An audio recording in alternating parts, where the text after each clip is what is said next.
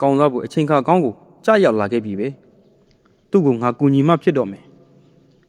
ရသေးကြီးသည်ဂါရာတပုတ်ကိုရွတ်ဆိုပြီးသူ၏တောင်ဝေးဖြင့်ခွေးမလေးအားတိုးထီလိုက်သည့်နှင့်တပြိုင်နက်ခွေးမလေးသည်အလွန်လှပသောမိမက်ပြိုတူဦးအတွင်သို့ပြောင်းလဲရောက်ရှိသွားလေတော့သည်ဒီနေ့ကစပြီးသမီးလေးရဲ့ဘဝကောင်းစားလာပါလိမ့်မယ်ဟောဟိုးရှိမှာမီးရောင်နေမြင်းနေရပြီငါအဲ့ဒီနေရာကိုသွားမယ်ဘရင်လေးသည်မီးရောင်များရှိရာသို့အပြေးကလေးလှမ်းလာခဲ့လေသည်အလို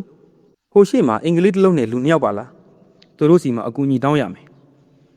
ဘရင်လေးလည်းရှင်ရသည့်ကိုယူသေးစွာရှစ်ခိုးကြော့လိုက်တော့သည်အရှင်ဖေတပည့်တော်ဟာတိုင်းပြည်အုပ်ချုပ်တဲ့ဘရင်တစ်ပါးဖြစ်ပါတယ်တော်ကစားရင်မျက်စိလဲလမ်းမလာတာမို့အရှင်ဖေရဲ့เจ้าမှာတညတဲခုန်ခွင့်ပြုတော်မူပါဖေတဲခုန်နိုင်ပါတယ်တကားလေးဘရင်လေးလည်းရသေးကြီးအနီးမှမိမငယ်လေးကိုတွေ့မြင်သွားသောအခါလွန်စွာအံ့ဩသွားရလေသည်ငါနန်းတော်ထဲမှာရှိရဲ့အပြိုတော်တွေအားလုံးထက်သူကပိုးလှနေတယ်သူကလေးကိုသာလက်ထပ်ခွင့်ရရင်ဘလောက်ကောင်းလိုက်မလဲ